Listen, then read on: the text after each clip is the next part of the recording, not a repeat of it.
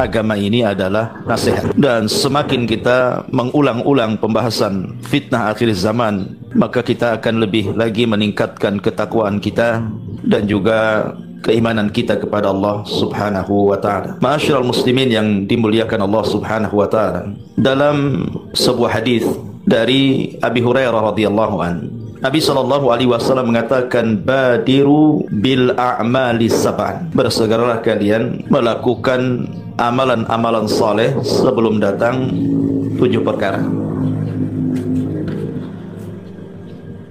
Apa 7 perkara itu?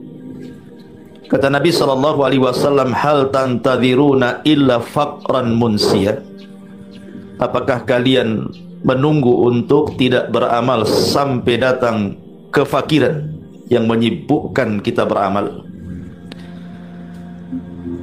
Au ghinan mutghiyah, ataupun kekayaan yang melupakan dan melampaui batas sehingga jauh daripada beramal.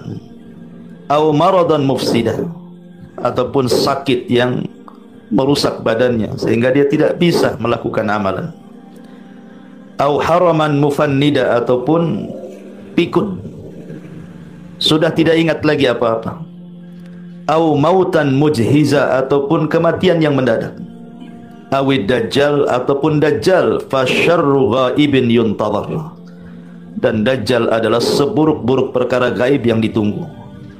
Awis sa'ah was sa'atu adha wa amar, ataukah harus menunggu terjadi kiamat, dan kiamat itu sungguh amat buruk dan menakutkan. Hadis ini adalah hadis yang luar biasa memberikan nasihat kepada kita. Karena Nabi SAW mengingatkan tentang fase-fase kenapa orang malas untuk melakukan amal saleh.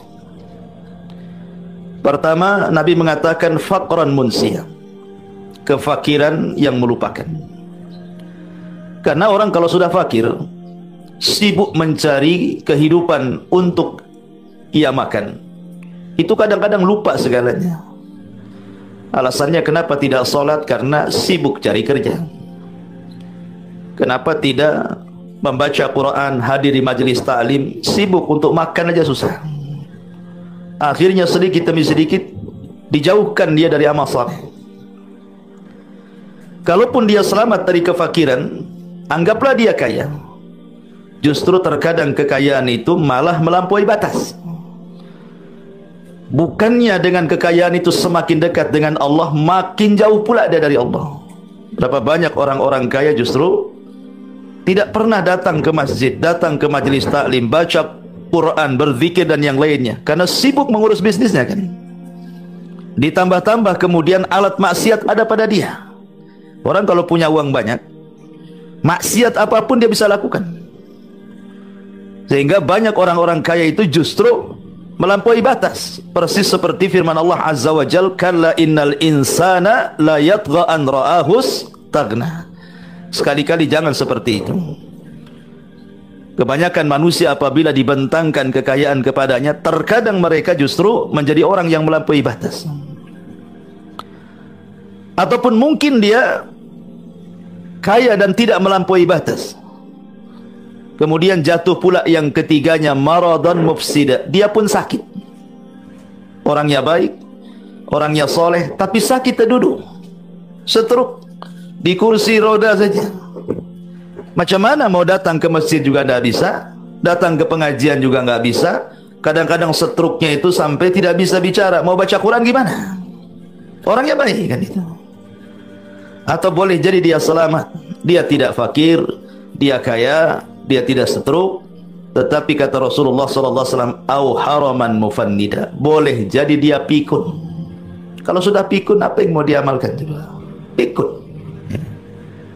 Atau mungkin dia selamat dari pikun, tapi belum tentu selamat dari au mautan mujhiza, atau kematian mendadak.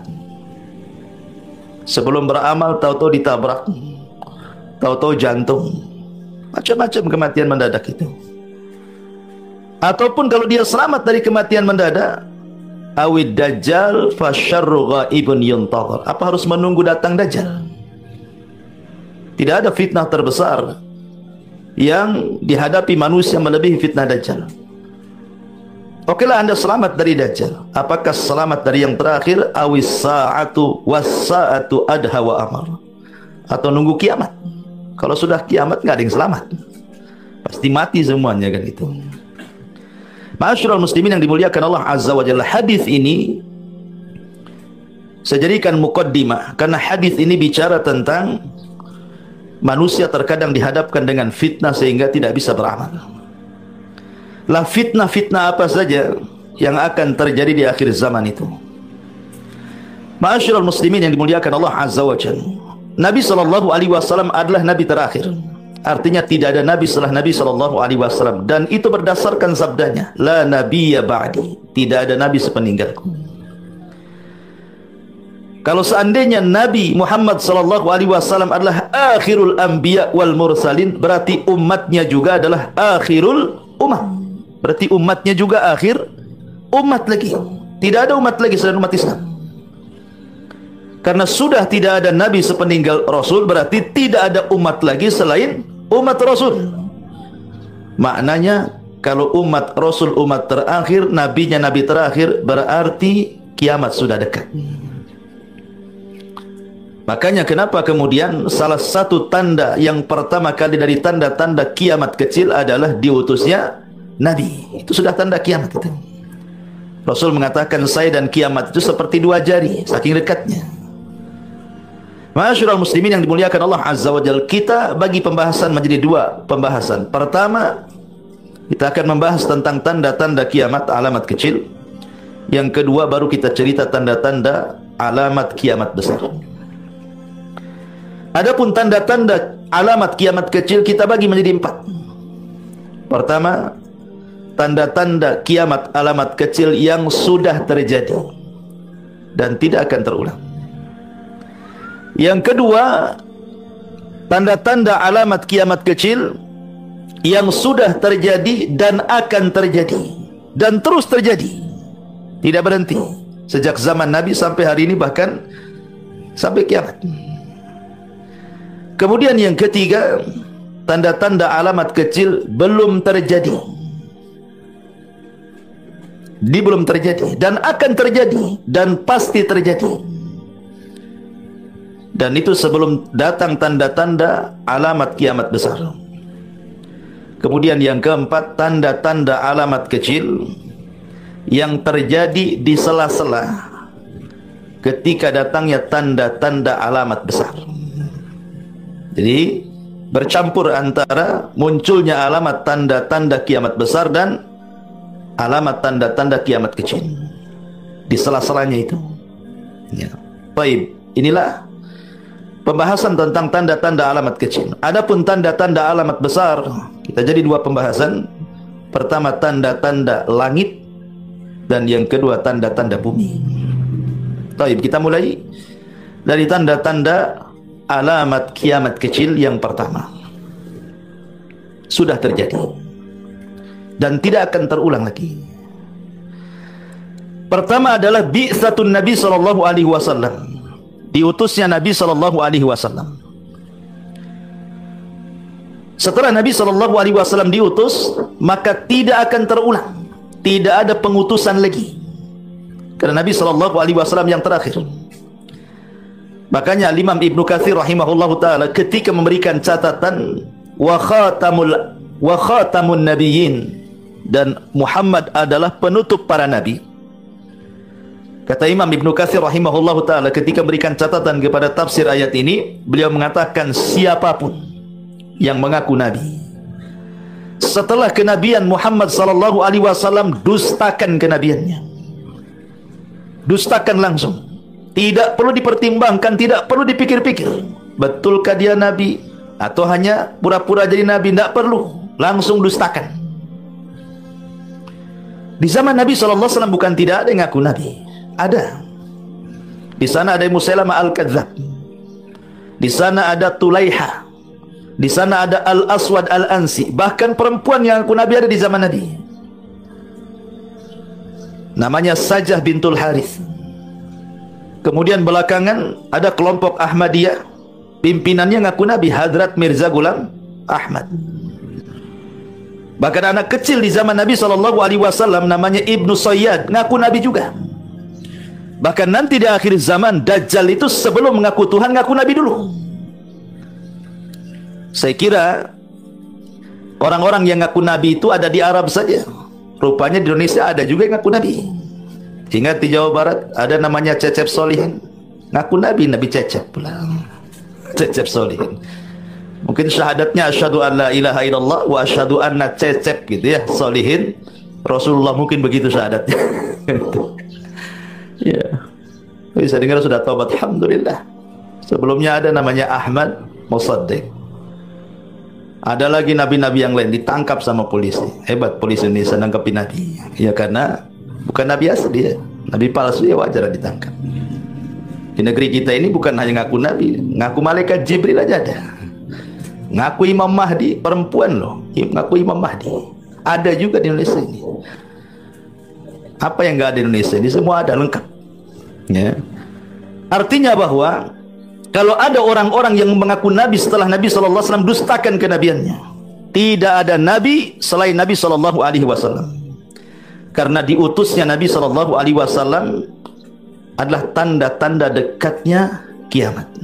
Ana wasa'ati kahataini. Saya dan kiamat itu seperti dua jari. Saking dekatnya. Ini yang pertama. Diutusnya Nabi artinya tidak akan terulang lagi. Hanya dialah satu-satunya Nabi yang terakhir dan tidak ada Nabi setelahnya. Termasuk juga wafatnya Nabi. Nabi tidak akan dihidupkan kembali. Nabi tidak akan dihidupkan kembali dan akan diteruskan perjuangannya oleh para sahabat. Setelah para sahabat, para tabi'in, kemudian para tabi'ut tabi'in, kemudian para atba' tabi'ut tabi'in, kemudian para ulama. Dari para ulama madhab sampai sekarang, ulama-ulama yang senantiasa mengikuti Nabi SAW, sehingga Rasul mengatakan al-ulama warathatul anbiya. Ulama itu pewaris para nabi. Maka wafatnya Nabi SAW tidak akan terulang lagi, karena Nabi juga tidak mungkin dihidupkan lagi. Ini yang kedua. Yang ketiga, insyiqaqul qamar, terbelahnya bulan menjadi dua. Ketika orang-orang musyrik Arab datang kepada Nabi SAW dan mengatakan, ya Muhammad, kalau engkau seorang Nabi, mestikan setiap Nabi itu punya mujizat. Tunjukkan mujizatmu, katanya. Kata Nabi SAW, kalian mau apa, katanya kan? Kami ingin belah bulan itu jadi dua, katanya. Bayangkan, bulan dibelah jadi dua, itu kan mustahil sebenarnya. Tapi begitulah orang-orang musyrik ingin melemahkan Nabi.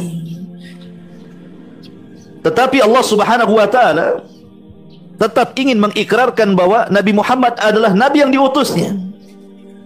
Ketika Nabi SAW berdoa kepada Allah agar bulan itu terbelah menjadi dua sebagai bukti kenabiannya, Allah tolak, tidak, Allah kabulkan. Kemudian Rasul mengisyaratkan kepada bulan, tiba-tiba terbelah tuh bulan itu. Yang satu penggalan tetap di atas, yang penggalannya kemudian turun ke bawah persis di atas Jabal Abi Kubais. Dan orang-orang melihatnya. Percaya dengan seperti itu bahwa Rasul Nabi? Tidak juga. Orang-orang musyrik Arab mengatakan, jangan-jangan kami sedang disihir Muhammad, katanya. Kalau begitu tunggu besok, orang-orang yang safar dari Syam kita tanya, katanya. Kalau seandainya mereka melihat bulan utuh, hanya kita aja di sini yang melihat bulan terbelah, berarti Muhammad sudah menyihir kami, katanya. Rupanya setelah beberapa hari datanglah musafirin yang datang dari Syam itu. Ditanya, pada hari ini tanggal sekian, jam sekian, betul ada bulan terbelah? Kata orang-orang musafir yang datang, iya, katanya. Tapi mereka mengatakan rupanya orang-orang yang safar pun kena sihir, katanya. Coba bayangkan, intinya kan gak mau beriman sebenarnya. Mereka malah mengatakan zahara sihru Muhammad. Muhammad sudah menampakkan sihirnya. Bukan kami saja orang mukim, orang musafir pun kena sihirnya, katanya. Na'udzubillah. Dan terbelahnya bulan tidak mungkin terulang lagi. Sehingga Allah Subhanahu wa taala mengatakan iqtarabatis sa'atu wan syaqqal qamar. Telah dekat kiamat ketika bulan terbelah menjadi dua. Kemudian yang ketiga, kiradus sahabatil kiram radhiyallahu anhum, dengan meninggalnya semua sahabat Nabi. Maka ini juga tanda-tanda kiamat. Karena Nabi SAW pernah mengatakan bahwa sahabat-sahabatku adalah pengaman bagi umatku. Ketika sahabat itu sudah meninggal semuanya, pasti akan terjadi masalah dengan umatku. Dan sahabat sudah tidak ada lagi hidup, dan tidak akan terulang lagi masa-masa keemasan itu. Kemudian juga diantaranya adalah Fathu Baitul Maqdis, dibebaskannya Baitul Maqdis. Dan ini pernah terjadi di zaman Umar bin Khattab radhiyallahu anhu. Kemudian di zaman Salahuddin Al-Ayyubi, dan tidak terulang sampai hari ini, kecuali nanti di akhir zaman ketika datang pasukan Al-Mahdil Muntadhar, baru mampu menguasai Baitul Maqdis lagi. Kemudian juga yang tidak akan terjadi adalah fitnahnya yang disebutkan oleh Nabi SAW, peperangan di zaman para sahabat, seperti perang Jamal, perang Siffin. Itu juga tanda-tanda dari tanda-tanda alamat kiamat. Baik, ma'asyiral muslimin yang dimuliakan Allah Azza wa Jalla, ini contoh-contoh saja kiamat atau tanda-tanda alamat kiamat yang sudah terjadi dan tidak akan terulang lagi. Sekarang pembahasan yang kedua, tanda-tanda alamat kiamat yang sudah terjadi dan akan terjadi dan terus terjadi, istimrar, terus-terusan, ya. Seperti umpamanya diaul amanati wa raf'uha minal qulub. Kata para ulama, hilangnya amanah dan diangkatnya dari hati-hati manusia. Kejujuran di zaman dulu sudah langka, apalagi di zaman sekarang, apalagi di masa depan. Kejujuran itu. Makanya di zaman Umar bin Khattab radhiyallahu anhu, ingat kisah yang sering saya kisahkan, bagaimana ketika dia malam-malam keluar, kemudian melihat ada satu tenda, kok tidak dipadamkan lampunya, padahal itu lampu negara.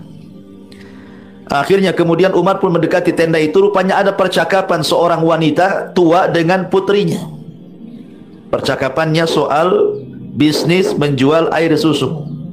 Kata ibundanya, nak, biar banyak untungnya kita campur sajalah air susu asli itu dengan air mineral, gitu. Biar makin banyak. Ketika makin banyak air susunya, makin banyak pula untungnya. Lihat, di zaman itu orang yang tidak jujur sudah ada, ya. Tetapi anak perempuannya mengatakan, jangan bu, Amirul Mukminin melarang loh, tidak boleh. Kata ibunya, kan Amirul Mukminin tidak tahu, katanya. Padahal Umar ada di luar gitu ya, mendengarkan. Maka anak putrinya mengatakan, wahai ibunda, walaupun Amirul Mukminin tidak tahu, tapi Umar itu punya Rabb, dan Rabb dia adalah Rabb kita. Pasti dia tahu kelakuan kita. Akhirnya ibundanya tobat gitu ya, dinasihati anak putrinya. Tapi dari sini menunjukkan bahwa amanah itu sudah mulai tercabut kan gitu. Walaupun mungkin dilakukan tidak banyak orang, 1-2 di zaman itu kan. Tetapi semakin jauh dari zaman Rasul, zaman para sahabat, zaman salafun saleh, maka amanah itu semakin hilang. Makanya di zaman sekarang sulit sekali kita ini mendapatkan orang-orang yang jujur itu. Jangankan lagi sekelas pejabat gitu ya, sekelas kasir warung saja susah gitu ya. Karena saya pengalaman juga kuliner gitu ya. Cari kasir saja ya, sampai ke tukang-tukang dapurnya korupsi. Emang tidak banyak korupsinya, belanja mungkin ambil 1.000-2.000 perak gitu. Tapi ada juga gitu kan, hilang juga uang yang kecil itu. Itu tingkat warung tuh. Gimana pula tingkat RT, RW, lurah, camat sampai ke atas ya, jangan tanya lah kan. Jadi ma'asyiral muslimin yang dimuliakan Allah Azza wa Jalla, ini kejujuran, amanah sudah hilang.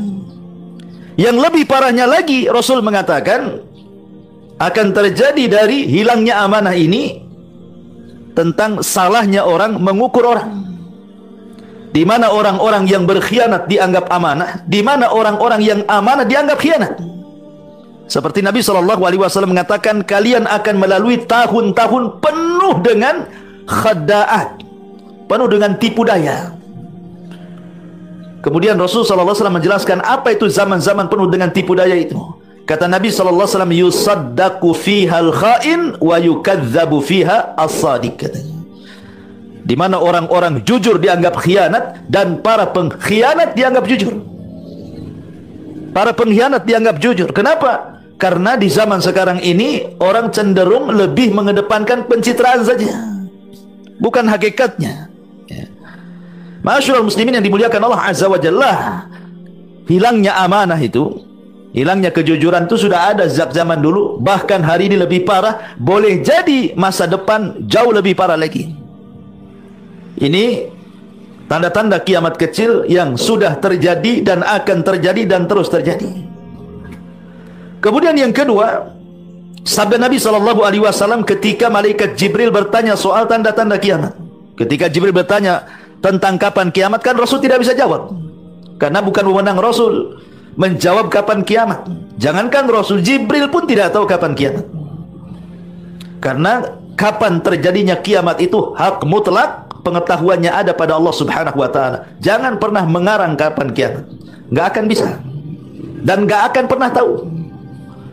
Tapi kalau tanda-tandanya, memang Nabi SAW menjelaskannya. Makanya Jibril ketika berbicara soal tanda-tanda kiamat, maka Nabi SAW mengatakan salah satunya adalah antalidal amatu rabbataha wa antaral khufatal uratal alata ri'a asyah yatatawaluna fil bunyan. Kata Nabi SAW, apabila seorang budak melahirkan tuannya, ada yang memberikan penjelasan secara hakikatnya, ada yang memberikan penjelasan secara kinayah. Bagi yang menjelaskan kalimat ini secara hakikatnya, maknanya bahwa nanti akan terjadi huru peperangan sehingga banyak perbudakan kembali. Artinya akan terulang kembali masa-masa perbudakan itu. Nanti di akhir zaman tentunya kan itu. Kemudian akhirnya budak-budak itu digauli oleh tuan-tuannya, melahirkan anak. Secara otomatis nasabnya kepada tuannya, merdeka dia kan. Tapi ibunya tetap budak. Ibunya melayani anaknya jadinya. Ini yang mentafsirkan di bawah ke hakikatnya. Tapi yang mentafsirkan bahwa ini kinayah, mana di akhir zaman itu akan banyak orang-orang yang durhaka kepada orang tuanya. Makanya wajar 14 abad yang silam Rasul sampai mengatakan la'anallah man la'ana walidayhi. Allah melaknat orang-orang yang melaknat kedua orang tuanya. Sahabat heran karena di zaman itu tidak ada orang yang melaknat orang tua. Makanya sahabat heran, masa ada Rasul anak melaknat orang tua? Ya wajar sahabat ngomong begitu, karena di zaman itu orang tua dihormati masalahnya kan. Kata Nabi SAW, ya, engkau melaknat orang tua orang, kemudian anaknya tidak terima, akhirnya melaknat orang tua kalian. Artinya melaknat orang tua ghairu mubashir, tanpa secara langsung, tapi lewat orang. Itu di zaman dulu. Tapi di zaman sekarang bukan kita melaknat orang tua orang kemudian anaknya tak terima, melaknat orang tua kita. Kita yang melaknat orang tua kita kalau sekarang. Sebatas melaknat tidak. Di zaman sekarang ini bukannya sebatas melaknat anak kepada orang tua, sampai membunuh, naudzubillah. Gak percaya, lihatlah di medsos itu. Ada saja kasus-kasus anak membunuh orang tuanya gara-gara warisan, bahkan gara-gara tidak diberikan sepeda motor gitu ya. Di berita itu sampai dibunuh orang tuanya. Bahkan gara-gara orang tua mengambil harta anaknya, dianggap hutang sama anaknya, sampai dikasuskan di pengadilan. Ada juga tuh. Jadi sekarang ini luar biasa durhaka anak kepada orang tua itu, nggak kebayang kita. Ya tentu bagi kita orang-orang yang ngaji itu udah nggak kebayang. Kalau orang-orang awam ya biasalah seperti itu, mencaci, memaki, malah memasukkan anaknya di panti jompo. Itu masih mendingan tuh. Kalau dimasukkan di panti jompo kan ada yang ngerawat kan. Ini ditinggal sama anaknya, entah orang tuanya makan apa. Kadang-kadang jadi gelandangan, kadang-kadang hidup di lampu merah, kadang-kadang tidur di trotoar. Bukan tak punya anak, mereka punya anak tuh. Tapi anaknya kemana pertanyaannya kan? Masa orang tuanya dibuang kayak gitu? Macam-macam kan sebabnya. Ada penyebabnya anaknya sakit hati. Boleh jadi mungkin anaknya dulu tidak dirawat sama orang tuanya. Maknanya orang tua tidak bertanggung jawab sama anaknya, akhirnya anaknya dendam. Setelah dia besar, akhirnya ditelantarkan pula orang tuanya. Ngapain saya urus orang tua katanya? Dia aja nggak pernah ngurus saya. Nah, mungkin itu yang paling bisa masuk akal mungkin ya. Tapi yang seperti ini saja dalam Islam itu disalahkan. Anggaplah seandainya ada orang tua punya anak, kemudian anaknya dikasih tetangganya. Setelah besar dikasih tahu tuh sama ibu angkatnya, bapakmu itu si anu. Sakit hati. Akhirnya tidak mau, ngapain saya berbuat baik sama orang tua. Bayi-bayi saja dia tidak merawat, dikasihkan pula ke tetangga katanya. Apakah kemudian boleh anak dendam kepada orang tua, akhirnya berlaku yang sama? Tidak, tidak boleh. Dalam Islam tidak boleh. Karena berbuat baik kepada orang tua itu bukan sistem barter. Bukan kalau dia baik sama saya baik sama dia, dia jahat sama saya jahat sama dia. Bukan begitu. Perintah berbuat baik kepada orang tua itu perintah Allah. Soal dia jahat dengan kita, soal dia baik dengan kita, itu urusan dia. Tapi urusan kita adalah dengan Allah, bukan dengan orang tua. Ya.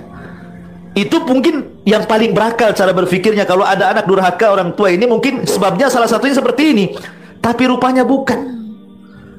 Orang tuanya sudah mendidik dia, melahirkan dia, menyekolahkan dia, ngasih makan dia sampai dia besar. Tak ada pun anak itu berbuat baik sama orang tuanya kan. Ah, inilah namanya, kata Nabi SAW, antalidal amatu rabbataha. Ataupun yang kedua, engkau lihat orang-orang yang miskin, tidak beralas kaki, penggembala kambing, mereka hidup di dusun-dusun. Tiba-tiba ketika mereka sudah kaya, mereka membangun rumah bertingkat-tingkat, gedung besar-besar, bahkan melebihi orang kota.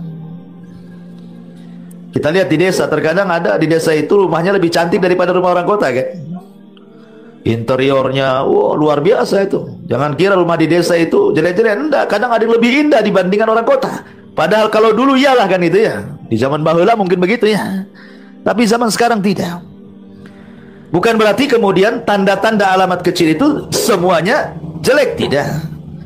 Ya. Ada yang positif juga kan itu. Tapi dimasukkan tanda-tanda ketika kemudian orang-orang yang dulunya di desa-desa susah-susah hidupnya, akhirnya dibentangkan dunia kepada mereka. Mereka pun berlomba-lomba membangun bangunan besar melebihi bangunan orang kota. Bahkan saya pernah hidup dulu di Jawa Timur, di daerah Lamongan itu, Lamongan Dalam ya. Karena saya juga pernah belajar di situ dulu. Jadi subhanallah, karena rata-rata di situ TKI Malaysia yang kerja-kerja di situ itu rumahnya luar biasa kayak istana itu, besar-besar sekali. Tapi nggak ada orangnya. Ya. Isinya itu nenek-nenek saja semua.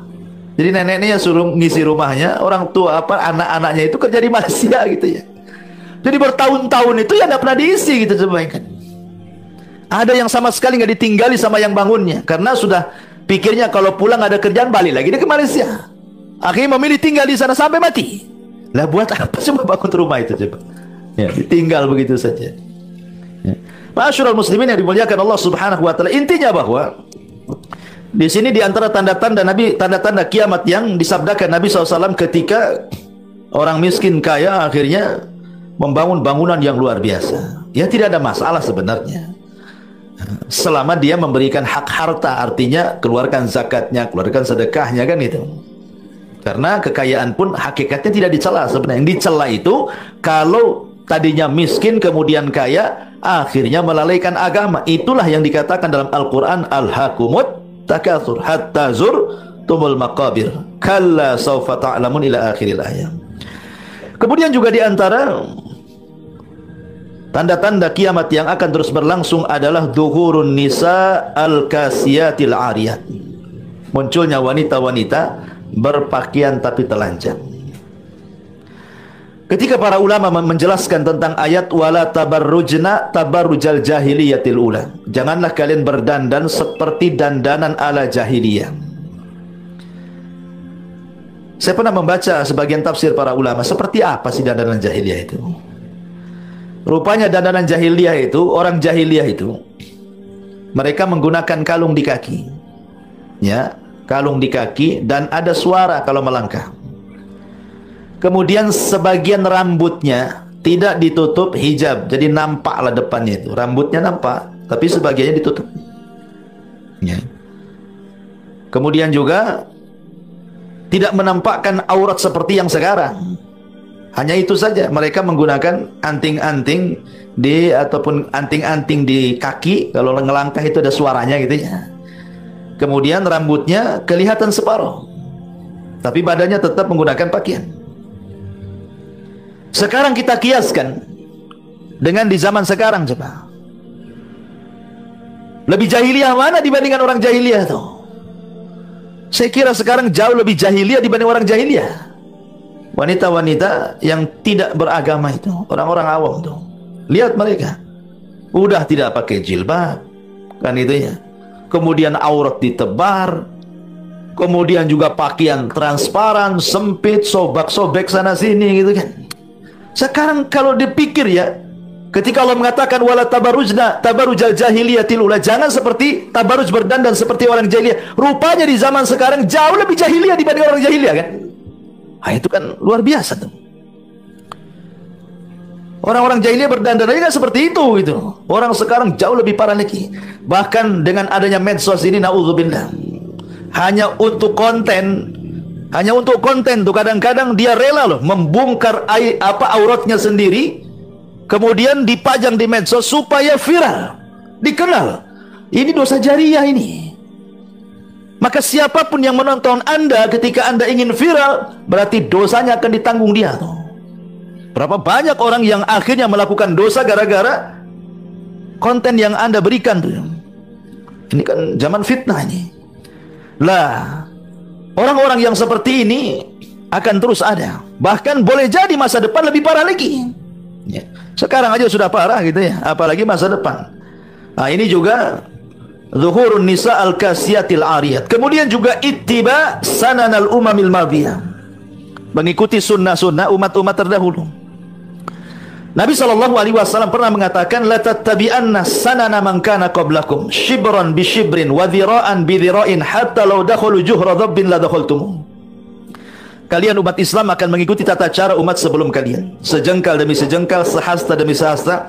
Andai kata umat sebelum kalian itu masuk ke lubang biawak padang pasir yang berkelok sekalipun jalannya, maka kita akan ikut di belakangnya. Kemudian sahabat mengatakan, apa yang Anda maksud itu orang Yahudi dan Nasrani wahai Rasul?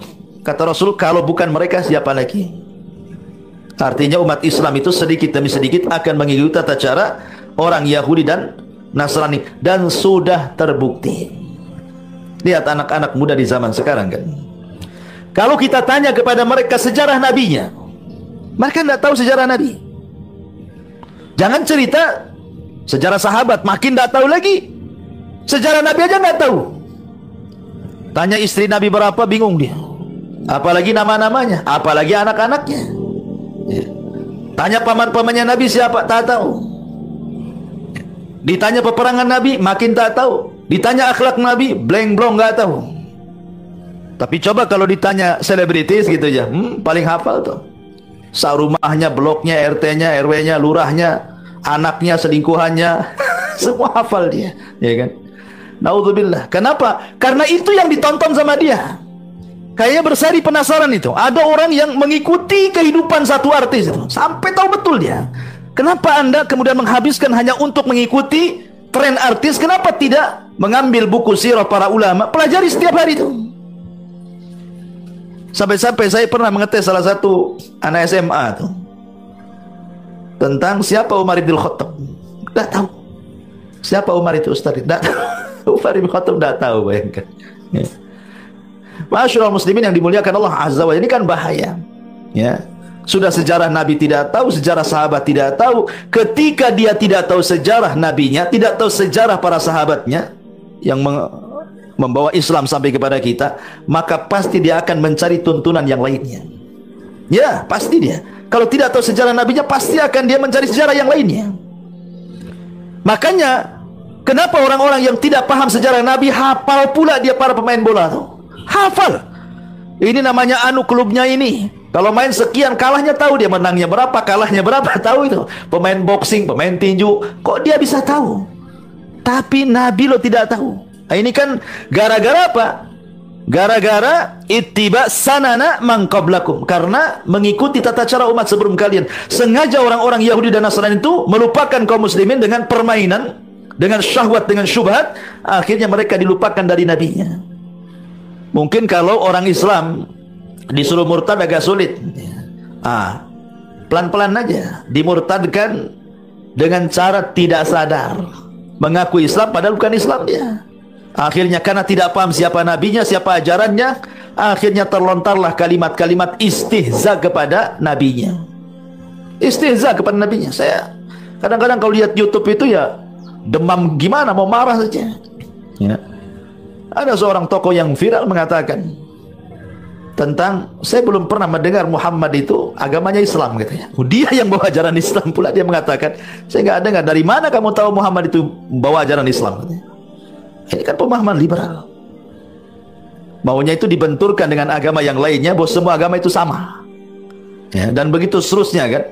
Kenapa sampai kemudian terlontar kalimat seperti ini? Karena tidak paham siapa Nabi dan apa ajarannya. Kalau dia paham, nggak mungkin dia mengatakan seperti itu. Ma'asyiral muslimin yang dimuliakan Allah Azza wa Jalla. Kemudian juga at-taslim atau taslimul khassa. Mengucapkan salam hanya diberikan kepada orang-orang yang khusus saja. Ini juga tanda alamat yang akan terus terjadi. Nabi SAW di zaman itu pertama kali hijrah dari Mekah ke Madinah. Salah satu ceramahnya apa? Ini ceramah pertama nih di Madinah pasca hijrah Nabi itu. Ayuhan nas absus salam. Sebarkan salam. Ini ceramah pertama Nabi di Madinah. Ketika dia hijrah dari Mekah ke Madinah, kemudian dia berceramah di Kuba, itu yang pertama kali Rasul katakan, Ayyuhan nas absus salam. Sebarkan salam. Wa at'imut ta'am, kasih makan orang-orang miskin makanan.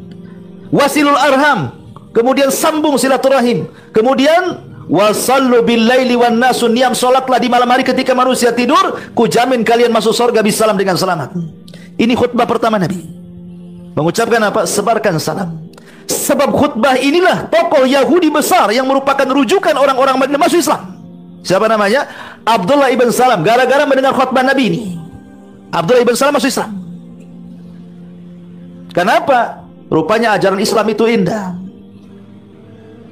Kalimat salam ini saja kalau mau dijabarkan itu luar biasa itu. Ya. Kenapa kita disuruh mengucapkan salam? Dengan faedahnya yang segudang itu luar biasa mengucapkan salam itu.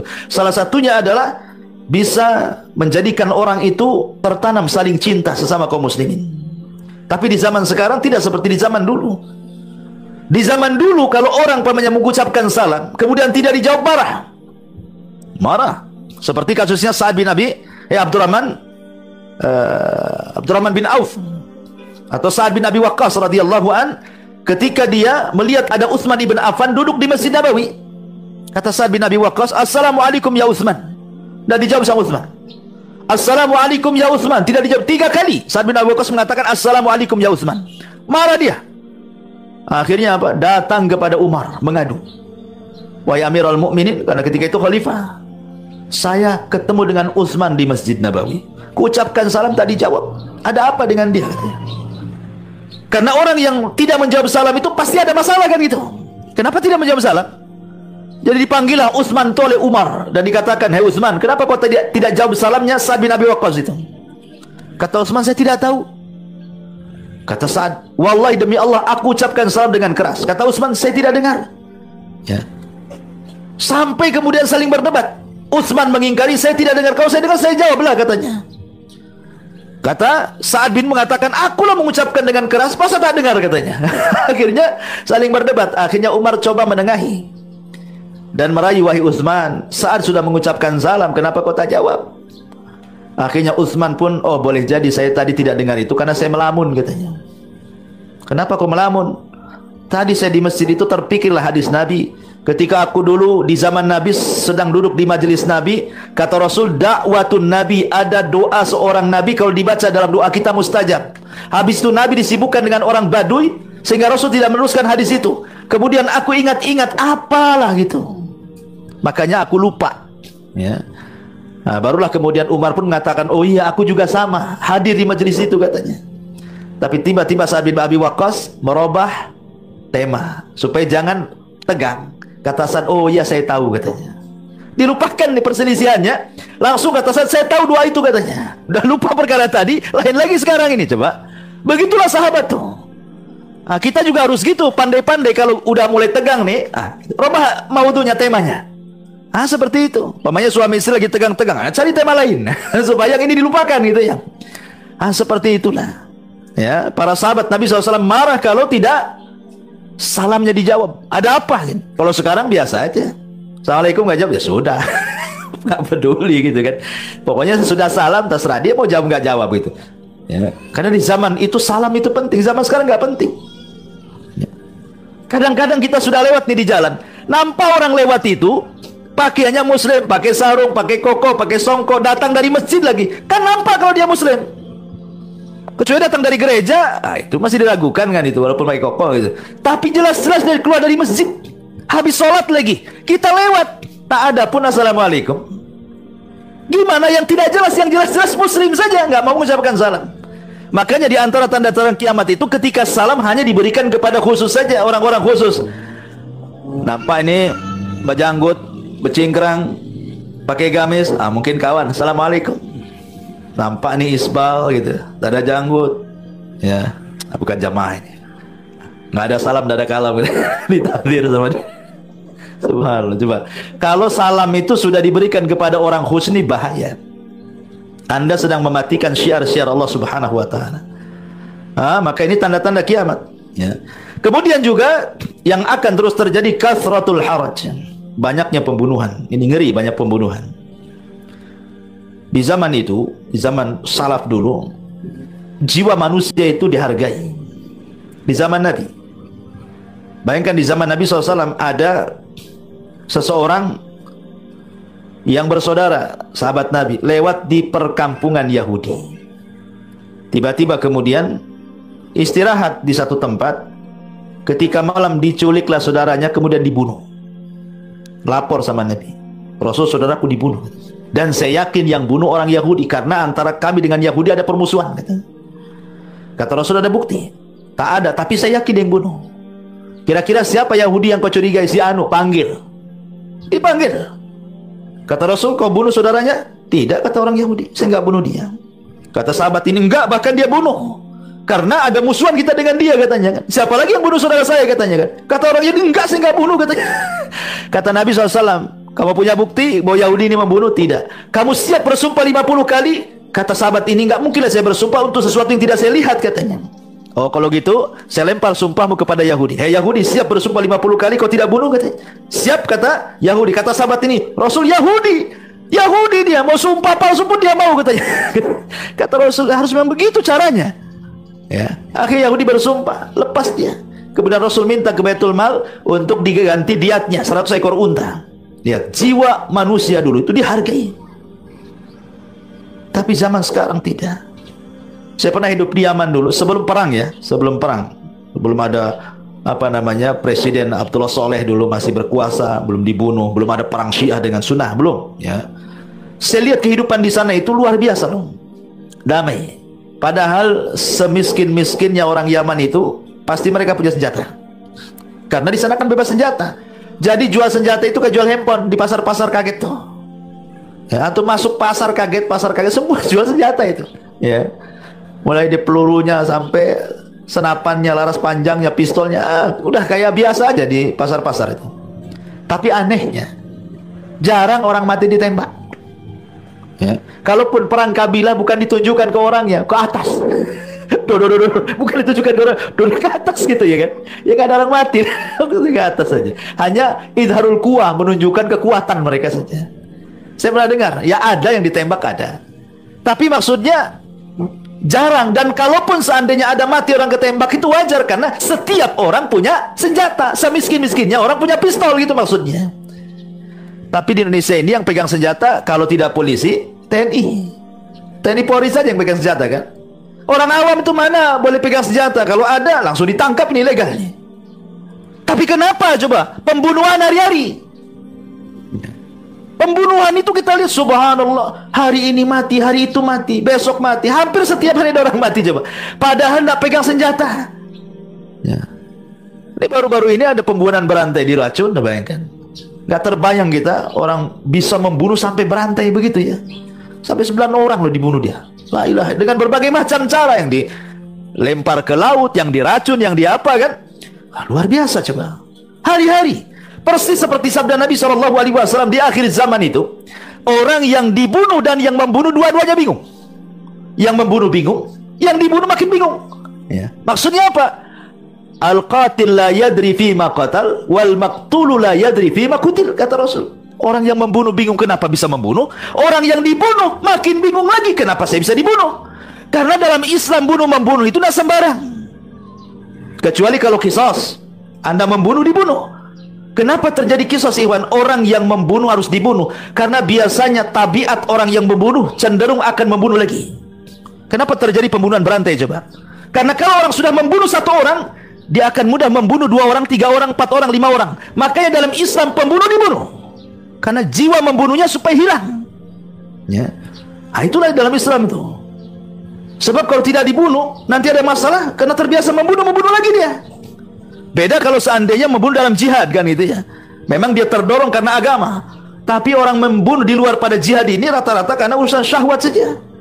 Hanya urusan dunia dan begitu seterusnya. Jadi sekarang ini pembunuhan itu aneh-aneh. Coba bayangkan orang tua sampai tega membunuh anaknya, membunuh istrinya, anak membunuh orang tuanya. Di zaman sekarang aneh-aneh gitu. Masalah urusan parkir bunuh, urusan waris bunuh, urusan tersinggung bunuh. Sekarang ini ya. Padahal Rasul mengatakan, la yahillu damimri'im muslim illa bi ihda thalathin. Tidak halal darah seorang muslim ditumpahkan kecuali karena 3 perkara. Satu, karena as-sayyibuz zani, orang yang sudah menikah berzina rajam. Jelas alasannya. Atau orang yang membunuh kisos. Atau orang yang murtad, keluar dari Islam setelah dimintai tobat dia tidak mau, maka terjadi pembunuhan. Itu pun eksekutornya tidak sembarang orang, harus pemerintah, ya. Tetap eksekutornya pemerintah. Tidak bisa kemudian kita menaikkan sendiri itu. Atau pemerintah menegakkan hukum, siapa yang bawa narkoba sekian kilo bunuh, nggak ada masalah, ya kan? Tapi kalau di luar daripada itu, tidak boleh kita ini saling bunuh-bunuhan. Karena dalam Islam jiwa manusia itu terjaga. Makanya di sini di antara tanda-tanda akhir zaman adalah ketika banyaknya pembunuhan. Ya, kalau kita rinci satu-satu terlampau lebar ya. Kita singkatkan saja. Kemudian syahadatuz zur, orang yang bersaksi dengan saksi palsu, seperti yang banyak di persidangan lah biasanya kan. Sampai saksi-saksi itu bisa dibayar. Berani sumpah pula dia. Kalau di pengadilan itu kan disumpah dengan Quran kalau dia muslim kan. Beranilah disumpah dengan Al-Quran demi bayaran di zaman sekarang ini. Bahkan bukan hanya saksinya, hakim-hakimnya kalau dia tidak jujur. Apa mungkin hakim itu disogok? Mungkinlah. Rasul yang ngomong hakim itu ada 3. Yang di sorga itu cuman 1, yang 2 itu di neraka. Rasul yang mengatakan seperti itu kan. Siapa hakim di sorga? Hakim yang tahu kebenaran kemudian memutuskan dengan kebenaran, maka dia di sorga. Adapun yang 2, hakim tahu kebenaran diputuskan pula dengan kebatilan, di neraka. Atau hakimnya jahil, dia putuskan dengan kejahilannya, masuk neraka. Jadi ada hakim-hakim itu yang curang, yang bisa dibayar, yang bisa disogok, ya, kecuali hakim-hakim yang rahimahumullah, orang-orang yang Allah berikan rahmat kepada mereka. Kalau Allah tidak berikan rahmat, ini kesempatan mereka meraih keuntungan dunia, ya. Kemudian juga zuhurul jahli, tampaknya kejahilan.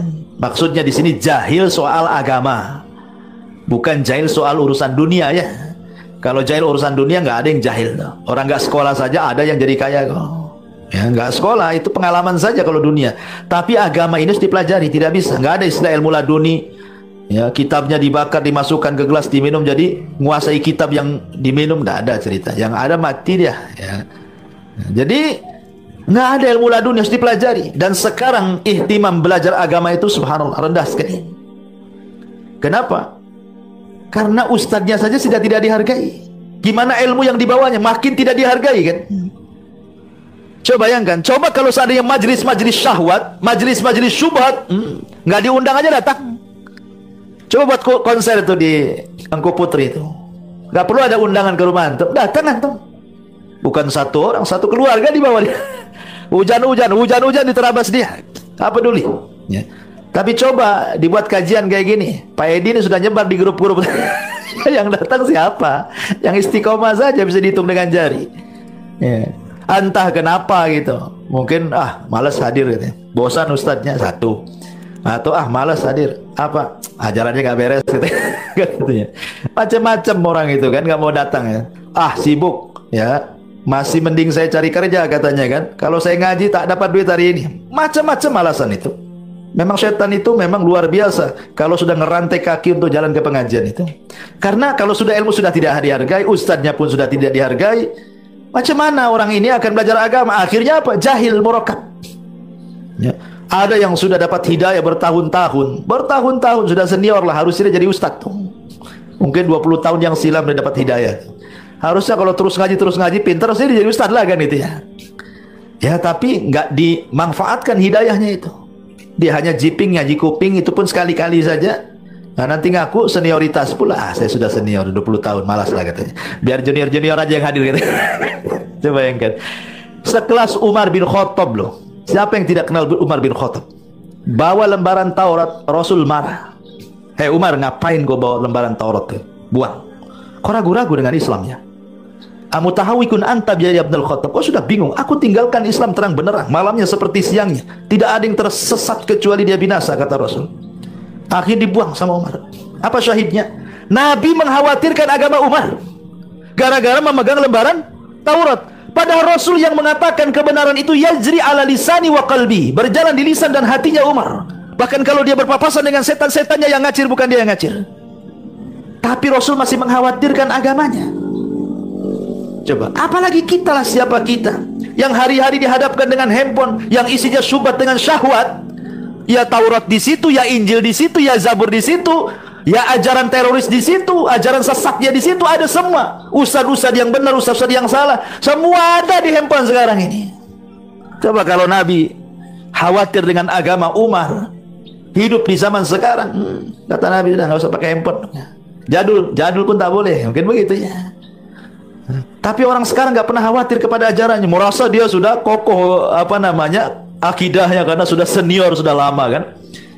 Ya kalau seandainya ada kartu itu mungkin tengok tahun saya masuk kena dapat hidayah ini, ada ini saya punya kartu nama. Ya, Ma'asyiral muslimin yang dimuliakan Allah Azza wa Jalla. Ini sekali lagi karena tersebarnya kejahilan dan diangkatnya ilmu. Bagaimana cara diangkatnya ilmu? Dengan diwafatkannya para ulama. Kata Nabi SAW, kalau ada orang kaya mati, besok ada yang lebih kaya lagi. Kalau hari ini presiden meninggal nih, wakilnya langsung naik jadi presiden. Kalau ada menteri ngundurin diri, langsung ada tuh penggantinya. Bahkan ada yang dipecat untuk diganti menteri lain, kan itu ya. Artinya kalau urusan dunia itu paling gampang cari penggantinya. Bahkan kadang-kadang pengganti lebih hebat daripada yang sebelumnya. Itu kalau urusan dunia. Tapi kalau urusan agama, kata Nabi SAW, mautul alim musibatun la tujbar. Kematian orang alim itu musibah yang tidak bisa digantikan. Siapa yang bisa menggantikan Imam Syafi'i? Setelah meninggal tidak ada Imam Syafi'i kedua. Siapa yang bisa menggantikan Imam Ahmad, Imam Malik, Abu Hanifah? Setelah mereka meninggal, nggak ada lagi Imam Ahmad, Imam Malik, Imam Abu Hanifah setelahnya. Siapa? Ulama-ulama kita sudah meninggal. Syekh Albani meninggal, siapa yang bisa menggantikan dia? Nggak ada. Ya. Justru penggantinya di bawah dia kemampuan pengetahuannya kan. Begitu ilmu itu, semakin jauh dari masa Nabi itu semakin berkurang. Tapi kalau orang kaya, makin kaya dia. Pejabat makin lebih hebat lagi, presiden makin lebih hebat lagi. Itu urusan dunia. Tapi kalau urusan agama tidak ada. Penggantinya pasti lebih bodoh dibandingkan penerusnya. Itulah kata Rasulullah, kematian seorang ulama itu musibah yang tidak bisa tergantikan. Karena ketika tersebar kejahilan, hilangnya ilmu atau diangkatnya ilmu, pasti orang akan mengangkat orang-orang jahil menjadi pemimpin, ditanya, kemudian menjawab sesat dengan jawaban menyesatkan pula kepada orang yang bertanya. Dan ini sudah zamannya. Kita sayang disayangkan, apalagi kalau sudah Ramadan datang, banyaklah ustaz-ustaz dadakan tuh. Sebelumnya tidak pernah jadi ustaz dia itu. Jadi artis yang ada ya kan? Jadi artis pelawak lagi. Tetap jadi ustaz pula kan. Ditanya jawab, mau jawab apa? Yang ada jawabannya ditertawakan orang kan gitu. Karena biasa dia ditertawakan orang, sampai jadi ustaz pun masih ditertawakan orang gitu ya. Masya Allah. Rasul atau Allah mengatakan, sanulki alaika kaulan tsaqila. Saya akan lempar kepadamu perkataan yang sangat berat. Artinya agama ini berat. Tidak sembarang orang bisa bicara kecuali dengan belajar. Kalau hendak jadi ustadz itu sampaikan yang dia tahu saja, jangan lebih daripada kapasitas dia. Tapi masalahnya ego manusia, ananiyah itu bahasa kita ya. Bahwa kalau orang sudah dianggap dia ustadz, kayaknya malu kalau dia tidak bisa menjawab. Itu yang menjadikan akhirnya semua pertanyaan itu dijawab dia, seolah-olah dia gudangnya ilmu. Ya, jangan seperti itu, jangan seperti sombong. Karena dulu juga ada orang yang sombong di Mekah itu, orang yang haji sombong. Dia mengatakan is'alu kulli syai', is'alu anni kulla syai'in, katanya. Tanya aku segala sesuatu, aku bisa jawab, katanya. Datang orang Badui, katanya. Saya bisa tanya sama kamu, di mana itu tembolok semut, katanya. Tidak bisa jawab dia. Sombong, katanya. Katanya segala sesuatu tanya, saya tanya itu aja kok tak tahu, katanya. Maka di sini ma'asyiral muslimin yang dimuliakan Allah Azza wa Jalla, penting seseorang itu untuk terus belajar ilmu supaya ilmu itu tidak akan hilang. Jangan nunggu Al-Quran diangkat sehingga kita tidak bisa membaca lagi. Ya. Tapi kemudian juga di antara tanda-tanda kiamat juga seorang ta'atuz zaujah wa uququl seorang laki-laki lebih taat sama istrinya, akhirnya durhaka sama orang tuanya. Mengangkat suara di masjid-masjid. Kemudian juga orang-orang fasik menjadi para pemimpin. Kemudian ketika wanita-wanita sudah mulai keluar nyopir sana sini, bahkan saya pernah pesan Grab, ya kan? Di situ laki-laki, tiba-tiba perempuan sopir. Kata istri itu, kok bisa perempuan? Coba bayangkan. Ya. Ma'asyiral muslimin yang dimuliakan Allah Subhanahu wa taala. Kemudian halalnya khamar, halalnya sutra, halalnya zina, halalnya alat musik. Bahkan tamanin nas al-maut, manusia berangan-angan ingin mati. Di zaman sekarang kan ada orang yang ingin mati. Ya, jadi dia lewat kuburan mengatakan, coba aku mati kayak kamu, katanya. Nah, orang-orang ingin mati. Kalau ingin matinya karena sebuah fitnah yang dihadapi, takut dia terkena fitnah akhirnya murtad, bolehlah. Tapi kalau ingin mati gara-gara faktor ekonomi, bahkan betul-betul matinya itu minum racun, anaknya dikasih racun, ini putus asa, ini dosa besar. Ya. Kemudian juga imaratus sufaha, ketika para orang-orang jahil menjadi pemimpin. Kemudian juga taqarabuz zaman, zaman berdekatan. Tahu-tahu pagi, tahu-tahu siang, tahu-tahu sore, tahu-tahu malam, besoknya pagi lagi, tahu-tahu minggu, tahu-tahu bulan, tahu-tahu tahun, tahu-tahu ngaca udah berubah semua. Tahu-tahu ada di rumah sakit terbaling, tahu-tahu inna lillahi wa inna ilaihi rajiun. Ya, berdekatan zaman, berdekatan pasar. Dulu ke pasar naik angkot, sekarang angkot pula tak ada penumpangnya. Ya, kenapa? Cukup pakai aplikasi, nunggu di rumah, main COD semuanya. Udah pasarnya udah ada di rumah sekarang. Pesan apa saja ada sekarang. Ya, mau pesan apa? Ada. Sampai pesan pasir pun bisa sekarang. Pesan batu, pesan apa, semua ada di aplikasi kan. Tinggal di rumah, mau bayam, mau sayur, mau Masya Allah ya. Memang betul-betul didekatkan betul pasar itu.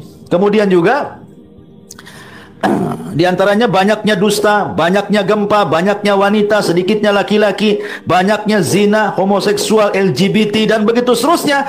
Ini adalah tanda-tanda kiamat kecil yang akan terus terjadi. Kemudian tanda-tanda kiamat kecil yang belum terjadi, tetapi sebelum terjadi kiamat besar. Ya. Di antaranya adalah, kata para ulama, istifadatul mal wa kathratuhu bainan nas. Harta akan melimpah sehingga manusia tidak mengambilnya. Harta melimpah tapi manusia tidak mengambilnya. Kata Nabi SAW, bumi ini akan memuntahkan isi hatinya berupa emas dan perak seperti pilar yang didatangkan kepada manusia yang sebelumnya seseorang membunuh gara-gara harta, seseorang mencuri gara-gara harta, seorang memutus silaturahim gara-gara harta. Tapi ketika harta itu dimunculkan, kata Nabi SAW, fayaqulu, maka berkatalah orang yang membunuh, fi hadza qataltu, gara-gara inilah aku membunuh. Datanglah pencuri, gara-gara ini aku mencuri. Datanglah pemutus silaturahim, gara-gara inilah aku memutus silaturahim. Tapi tiga-tiganya tidak mau mengambil, ditinggalkan emas peraknya itu. Dan ini akan terjadi di akhir zaman. Tapi kan belum ada. Kalau sekarang antum jangan lagi nemu emas, nemu dompetnya diambil. Ini dompet siapa? Nggak peduli, diambil isinya, buang dompet. Kan gitu ya. Belum terjadi. Nanti akan terjadi juga. Ya. Kemudian juga termasuk zuhurul mashi wal khasfi wal qadfi. Kata Nabi SAW, nanti di akhir zaman umatku akan ditimpa mashun wa khasfun wa qadfun. Apa itu mashun? Apa itu khasfun? Apa itu qadfun? Mashun artinya manusia akan dirubah bentuknya menjadi bentuk yang lebih buruk. Boleh jadi dari seperti Bani Israel, dari orang dibentuk menjadi kera. dari orang dibentuk menjadi babi. Ada juga yang mengartikan secara hakikatnya. Ada yang mengartikan dibentuk maksudnya akalnya. Ya, orang dibuat akalnya kayak kera, kayak babi, kayak binatang. Nah, dan ini akan terjadi nanti. Dan nampaknya sudah terjadi. Orang-orang seperti binatang itu. Hidupnya hanya makan aja, lupa ibadah. Ya kan? Membunuh itu udah kayak binatang buas saja. Bunuh-bunuhan itu kayak biasa. Ya. Ataupun nanti khosfun. Khosfun itu maksudnya gempa yang menghabiskan separuh bumi. Nah, ini kan belum terjadi. Ya. Ataupun qadhfun, hujan batu seperti yang pernah dialami oleh kaum Lut, kaum Sodom. Dan ini belum terjadi. Dan akan terjadi. Ya, yang seperti ini akan terjadi. Kemudian juga negeri Arab berubah menjadi surga, hijau di mana-mana. Wallahu alam apakah ini terjadi hari ini, karena kita lihat negeri Saudi sudah mulai hijau kan itu. Apakah ini tanda-tanda? Wallahu alam. Tapi kata Rasul nanti negeri Arab itu akan menghijau seperti surga. Ya. Kemudian juga di mana pohon itu akan bicara dan akan menolong kaum muslimin, dan belum pernah terjadi. Kemudian menyusutnya sungai Efrat, kemudian munculnya gunung emas, ini pun belum terjadi kan itu. Kemudian fitnah Akhlas, fitnah Sarra, fitnah Duhaima, ini belum terjadi. Ya, Akhlas, Sarra, Duhaima, dan ini mendekati munculnya Dajjal, belum terjadi. Ya.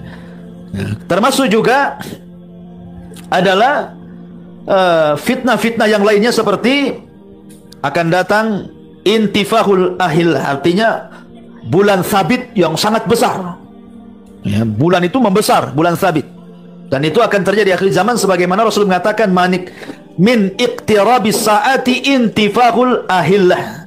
Di antara tanda-tanda dekatnya kiamat adalah membesarnya bulan sabit. Nah, ini juga belum terjadi. Termasuk juga malhamatul kubra, perang Armageddon, belum terjadi kan itu. Kemudian juga waris sudah tidak lagi berlaku, nggak ada lagi waris mewarisi harta waris. Nah, kemudian kembalinya manusia kepada pedang, kepada tombak, kepada ini belum terjadi. Nah, sekarang pakai mobil gitu. Ya, kecuali nanti mobil udah nggak bisa lagi, nggak ada lagi bensin, akhirnya jadi besi tua, balik lagi lah ke kuda, ke unta kan. Nah, tapi kan belum terjadi, dan akan terjadi dan pasti terjadi. Kemudian munculnya laki-laki dari Qahtan yang manusia taat dengan dia. Kemudian muncul seorang laki-laki namanya Jahjah. Kemudian muncul binatang yang bisa bicara. Belum terjadi juga ya. Dan begitu seterusnya. Kemudian ada tanda-tanda alamat kecil itu justru di sela-sela tanda-tanda alamat besar. Seperti apa? Al-Quran diangkat. Kapan Al-Quran diangkat? Ada yang mengatakan setelah meninggalnya Isa bin Maryam. Ada yang mengatakan di akhir-akhir mendekati kiamat besar, Al-Quran diangkat. Sehingga manusia sudah tidak kenal lagi apa itu Islam, apa itu sholat, apa itu zakat, apa itu puasa. Yang mereka hafal hanya kalimat la ilaha illallah saja. Itu pun diucapkan orang tua mereka, nenek-nenek, kakek-kakek, anak muda tidak tahu ucapan itu. Itu pun mengucapkannya bukan karena tahu maknanya, karena mereka pernah dengar dulu orang mengucapkan kalimat itu, dia pun mengucapkan kalimat itu. Auzubillah. Nah, itu tanda-tanda kiamat kecil, tapi di sela-sela tanda-tanda kiamat besar. Ataupun Dzuswaikota ini, orang hitam yang bengkok itu, kakinya datang membawa pasukan dari Habasyah menghancurkan Ka'bah sampai ke tanah, sampai diambil pembenaran di dalamnya. Itu pun setelah meninggalnya Isa bin Maryam.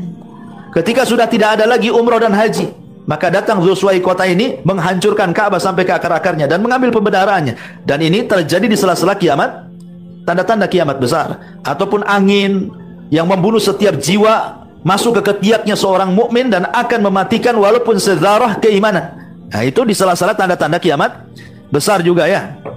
Ya, orang meninggalkan haji, meninggalkan umroh, kemudian mushaf Quran dihilangkan dan begitu seterusnya. Nah, itu juga termasuk tanda-tanda kiamat kecil di tengah-tengah tanda kiamat besar. Dan yang terakhir secara singkat tanda-tanda kiamat besar dimulai dari mukaddimahnya munculnya Imam Mahdi. Ini mukaddimah Imam Mahdi ini, bukan tanda kiamat besar. Tapi tanda kiamat besar ini adalah munculnya Dajjal. Ini satu. Yang kedua, setelah Dajjal turunnya Isa bin Maryam. Kemudian setelah turunnya Isa bin Maryam munculnya Ya'juj dan Ma'juj. Nah, ini tanda-tanda kiamat besar. Kemudian setelah munculnya Ya'juj dan Ma'juj munculnya Dukhan yang keempat. Kemudian setelah munculnya Dukhan terbitnya matahari dari arah barat yang kelima. Kemudian setelah munculnya matahari dari arah barat yang keenam munculnya Dabatul Ar, binatang yang meletak keluar dari perut bumi bisa bicara, menstempel orang-orang. Ini yang keenam. Kemudian yang ketujuh, kedelapan dan kesembilan adalah gempa. Gempa yang menghancurkan separuh bumi dari arah barat dari arah timur dan dari jazirah Arab. Baru kemudian setelah itu yang nomor 10-nya adalah api yang keluar dari perut Adan Yaman dan api yang keluar dari perut Hijaz, kemudian bergabung menggiring manusia sampai ke mana? Sampai ke arah Syam. Baru kemudian di Syam inilah Allah giring angin yang mematikan masih orang-orang yang punya iman walaupun sebiji zarah, sehingga tidak ada orang hidup kecuali orang yang kafir. Itulah yang akan merasakan kiamat besar adalah orang-orang kafir. Orang beriman tidak akan pernah merasakan kiamat besar karena mati sebelum kiamat dengan dikirimkannya angin. Jadi yang akan merasakan trompet pertama Israfil itu hanyalah orang-orang kafir saja.